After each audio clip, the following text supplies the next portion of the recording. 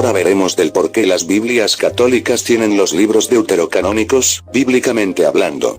El Antiguo Testamento en las Biblias católicas, contiene 7 libros más de los que se encuentran en las Biblias protestantes, 46 y 36, respectivamente.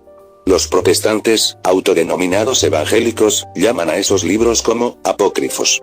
Y los católicos los conocen como los libros deuterocanónicos. Estos 7 libros son: Tobías, Judith, Primera de Macabeos, Segunda de Macabeos, Sabiduría del Rey Salomón, Eclesiástico, y Baruch. También, las Biblias católicas contienen 6 capítulos adicionales con 107 versículos en el libro de Esther, y otros 3 capítulos en el libro de Daniel con 174 versículos respectivamente.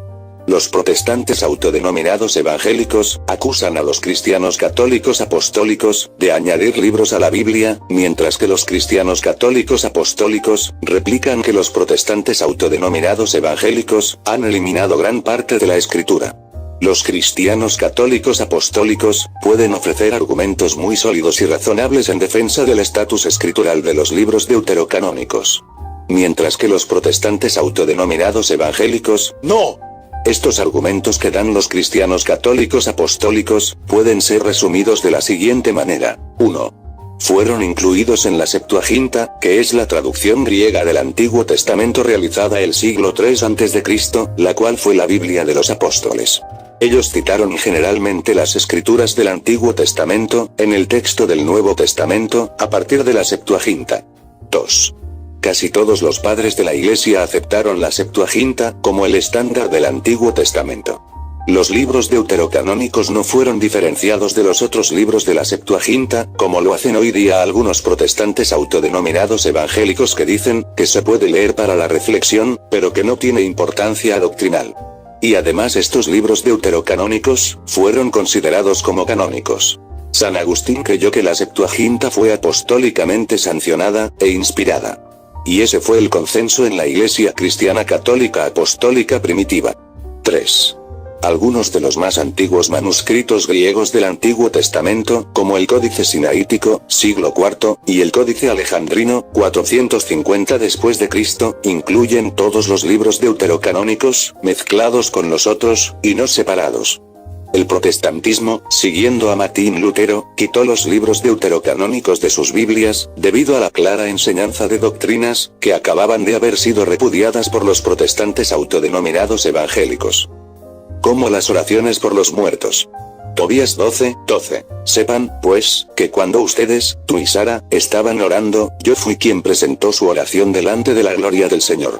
Y cuando tú enterrabas a los muertos, yo también estaba contigo. Y también en el libro de Segunda de Macabeos capítulo 12, versículos 39 al 45, escuchad. Al día siguiente, no se podía esperar más para levantar los cadáveres de los que habían caído en el combate, y los hombres de Judas fueron a sepultarlos con sus parientes en las tumbas de sus padres, y se encontraron con que bajo las túnicas de cada muerto había ídolitos de Yamnia, lo que está prohibido a los judíos por la ley. Todos, pues comprendieron que este era el motivo por el que esos hombres habían muerto. Entonces bendijeron el comportamiento del Señor, justo juez, que saca a la luz las cosas ocultas, y le pidieron que el pecado cometido fuera completamente borrado. El heroico Judas animó a la asamblea, a que se abstuviera de cualquier pecado, pues acababan de ver con sus propios ojos lo que había ocurrido a sus compañeros, caídos a causa de sus pecados.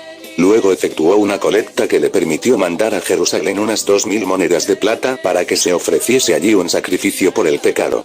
Era un gesto muy bello y muy noble, motivado por el convencimiento de la resurrección. Porque si no hubiera creído que los que habían caído resucitarían, habría sido inútil y ridículo orar por los muertos.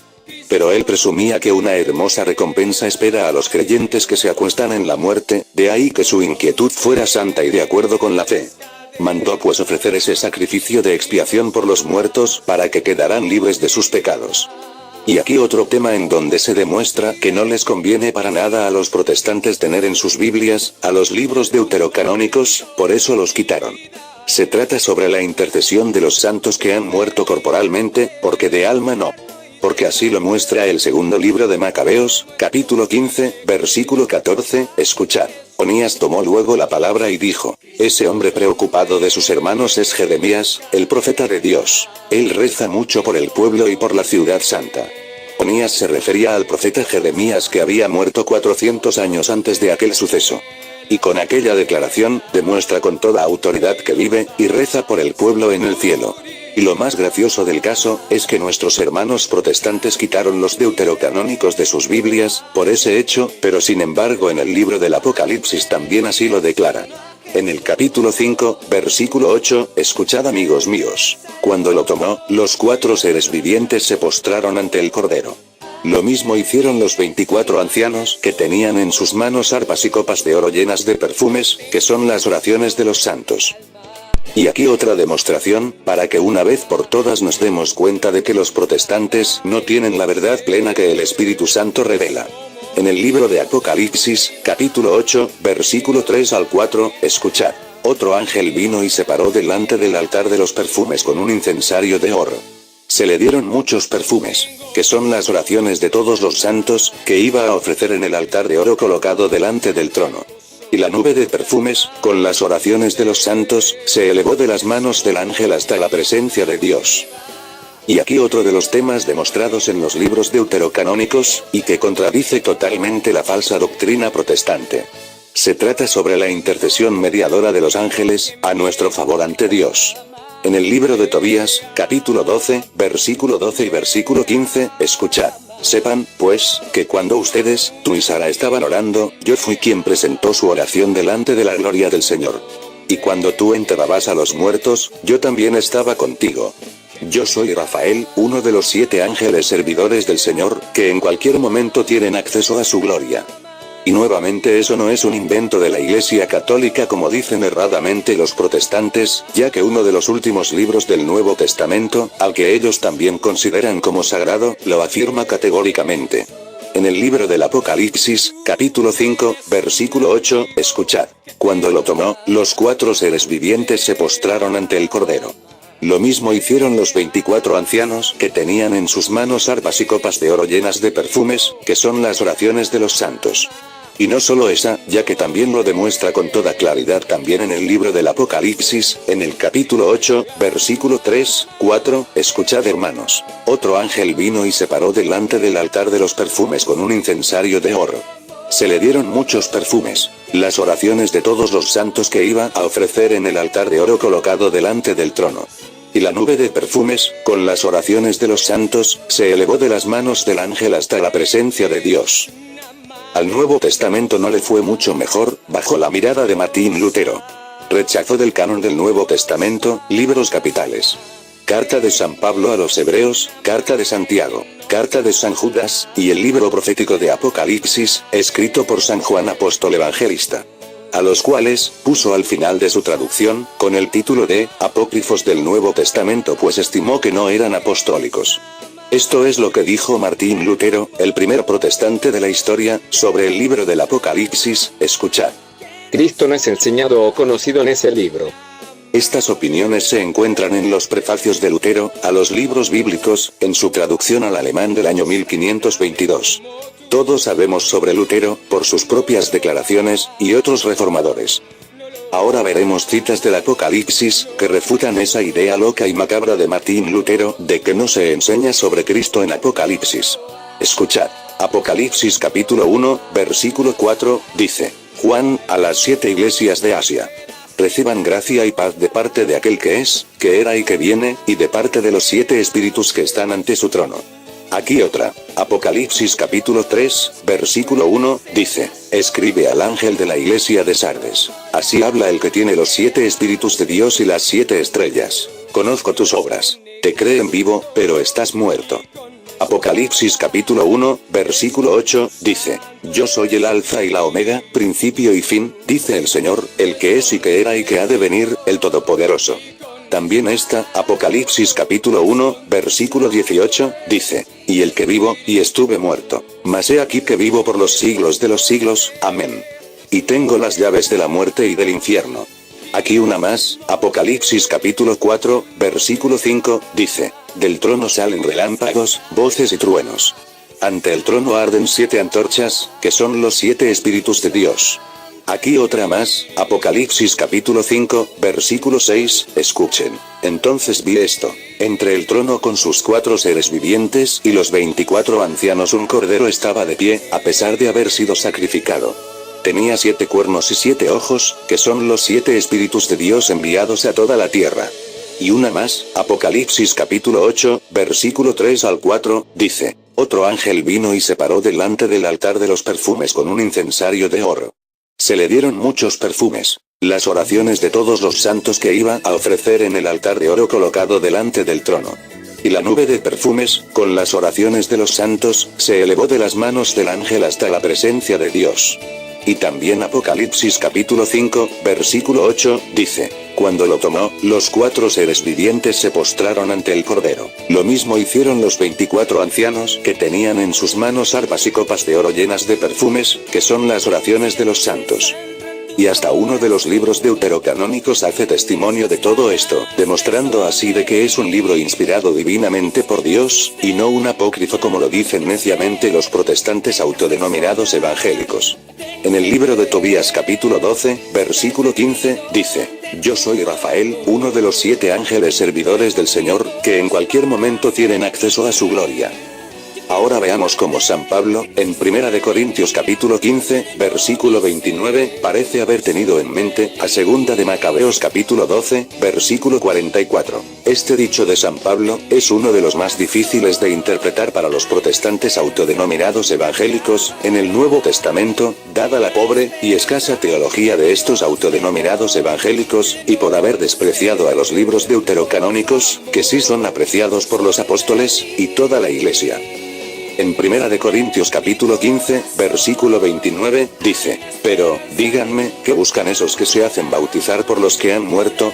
Si los muertos de ningún modo pueden resucitar, ¿de qué sirve ese bautismo por ellos? Y ahora 2 de Macabeos capítulo 12, versículo 44, con la respuesta, escuchad. Porque si no hubiera creído que los que habían caído resucitarían, habría sido inútil y ridículo orar por los muertos. Este pasaje de San Pablo muestra que era costumbre de la iglesia primitiva el velar, orar y ayunar por las almas de los muertos. En la escritura, ser bautizado es a menudo una metáfora que señala aflicción, o, en el entendimiento cristiano católico, como penitencia. Y no son solamente cosas salidas de mi mente, ni de los concilios de la Iglesia católica, sino principalmente de la Biblia, de los santos evangelios de Cristo, por ejemplo. Mateo capítulo 3, versículo 11, dice, yo os bautizo en agua para conversión. Pero detrás de mí vendrá aquel que es más poderoso que yo, cuyas sandalias no soy digno de llevar. Él os bautizará en el Espíritu Santo y con fuego. Aquí denota el bautismo de agua como signo de aflicción o penitencia, a una conversión. Como lo había dicho. Y aquí otra, la de Marcos, capítulo 10, versículo 38 al 39, escuchad. Jesús les dijo, ustedes no saben lo que piden. ¿Pueden beber la copa que yo estoy bebiendo o ser bautizados como yo soy bautizado? Ellos contestaron, sí, podemos. Jesús les dijo, pues bien, la copa que voy a beber yo, la beberán también ustedes, y serán bautizados con el mismo bautismo que voy a recibir yo. Aquí Jesucristo hace referencia al sufrimiento y la aflicción por el mundo, y no literalmente a un bautismo, ya que Cristo se había bautizado en el capítulo 3, según San Mateo. Mientras que nos encontramos en el capítulo 10 de Mateo, donde se hace ver metafóricamente que los seguidores de Cristo también deben superar esa aflicción y sufrimiento, denominado penitencia, para una verdadera conversión cristiana. También en el Evangelio de Lucas capítulo 3, versículo 16, dice, por lo que Juan hizo a todos esta declaración. Yo en verdad solo los bautizo con agua, pero viene uno mucho más poderoso que yo, que los bautizará con el Espíritu Santo y con fuego. Aquí denota claramente, de que el bautismo de Juan era para una conversión y de preparar nuestras vidas, limpiándola, quitando toda inmundicia, que es denominado como penitencia, donde nos afligimos en la lucha con el mal. Para luego recibir el bautismo de fuego y espíritu, para formar parte de él. En un solo cuerpo, en una nueva vida convertida. y esta última, donde se presenta nuevamente al bautismo, metafóricamente como signo de que mediante ella será doloroso y angustioso, pero que luego de haberla recibido, será de tremenda alegría, por haberla cumplido para la nueva vida convertida. En el Evangelio de Lucas capítulo 12, versículo 50, escuchad. Pero también he de recibir un bautismo y qué angustia siento hasta que no se haya cumplido. Dado que aquellos que están en el cielo, no tienen necesidad de oración. Y aquellos que están en el infierno, no se pueden beneficiar de las oraciones. Estas prácticas, sancionadas por San Pablo, deben de ser dirigidas directamente hacia aquellos en el purgatorio.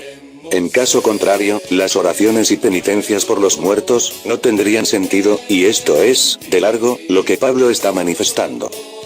La interpretación de penitencia está contextualmente apoyada por los siguientes 3 versículos, donde San Pablo habla de por qué nos ponemos en peligro a todas horas. Cada día estoy en peligro de muerte, y así sucesivamente. En 2 de Macabeos capítulo 7, versículo 29, dice, no le temas a ese verdugo, sino que muéstrate digno de tus hermanos, acepta la muerte para que te encuentre con tus hermanos en el tiempo de la misericordia. Esta es la segunda cita bíblica que lo demuestra, la de 2 de Macabeos capítulo 7, versículo 36, dice, nuestros hermanos, después de haber soportado un breve tormento, gozan ahora de la vida inagotable, en virtud de la alianza de Dios. Pero tú, por el justo juicio de Dios, soportarás la pena merecida por tu soberbia. Y como tercer ejemplo, la carta de Pablo a los Hebreos capítulo 11, versículo 35, refleja el pensamiento de 2 de Macabeos capítulo 7, versículo 29. Escuchad. Hebreos 11, 35. Hubo mujeres que recobraron resucitados a sus muertos. Pero también hubo otros que, en vista de una resurrección mejor, no buscaron salvarse a cualquier precio de la tortura.